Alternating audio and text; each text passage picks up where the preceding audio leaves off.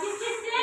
देखो पहले परिवार होता है, परिवार के बाद में आस पड़ोस के लोग, आस पड़ोस के लोग के बाद में उनसे भी अलग लोग जो समाज में रहते हैं, और उसके बाद रिश्तेदार सभी, जैसे नाना नानी, दादा दादी, चाचा चाची या बुआ जी, फूफा जी, जीजा जी ना, जी सब ये मिलकर क्या बना होता है, एक समाज बना होता है। और समाज अकेले परिवार से समाज नहीं होता है, क्योंकि समाज बनाने के लिए सब लोगों की जरूरत होती है।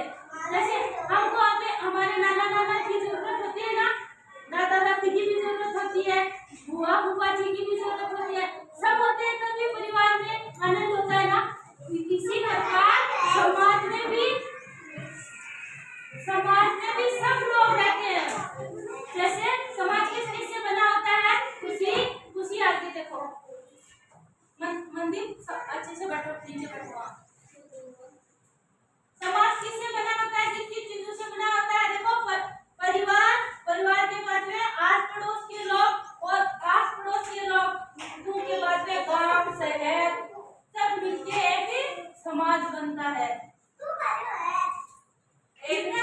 समाज में समाज की आवश्यकता हमें क्यों पड़ती है, अलग अलग लोग रहते हैं समाज में, कोई किस वस्तु पर कार्य करता है, कोई किस वस्तु पर कार्य करता है। जैसे एक उदाहरण के लिए हम एक डाकिया को लेते हैं, एक डाकिया है, वो हमारी समाज की सेवा करता है ना, वो पैसा लेता है लेकिन सेवा करता है। डाकिया है ना, डाकिया वो घर घर जाकर क्या करता है,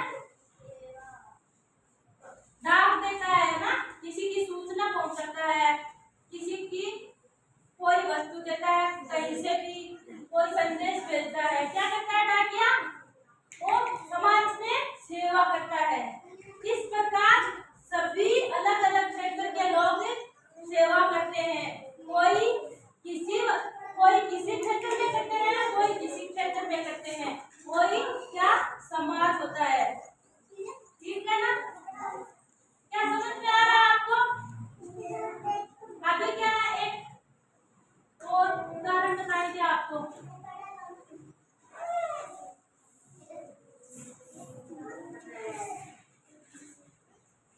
देखो आपको एक उदाहरण और देते हैं, पानी है ना, पानी अशुद्ध, उसमें गंदगी होती है तो अशुद्ध रहता है ना, तो उसको शुद्ध रखना क्या आवश्यक है ना, हमें जरूरी है ना शुद्ध रखना। इसी प्रकार समाज में भी उनको सबसे अच्छे मेल जोल रखने चाहिए, क्योंकि किसी में झगड़ा नहीं होना चाहिए, अच्छे से रहना चाहिए, उनके साथ में समाज वालों के साथ में मिलजुल कर रहना चाहिए। जैसे हम एक घर का उदाहरण लेते हैं, एक घर है, हम घर के अंदर तो साफ सफाई कर देंगे, लेकिन घर के बाहर कचरा, बहुत ज्यादा कचरा फैला हुआ है, तो वो कचरा किसके अंदर आएगा, घर के अंदर आएगा ना। इसी प्रकार घर गंदा हो जाएगा ना, घर गंदा हो जाएगा, कचरा घर को साफ किया लेकिन आसपास का कचरा घर के अंदर आ गया तो घर वापिस गंदा हो गया।